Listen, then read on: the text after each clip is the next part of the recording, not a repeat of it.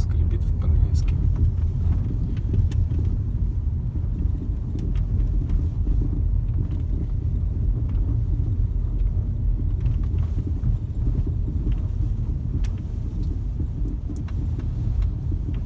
Причем только на кочках.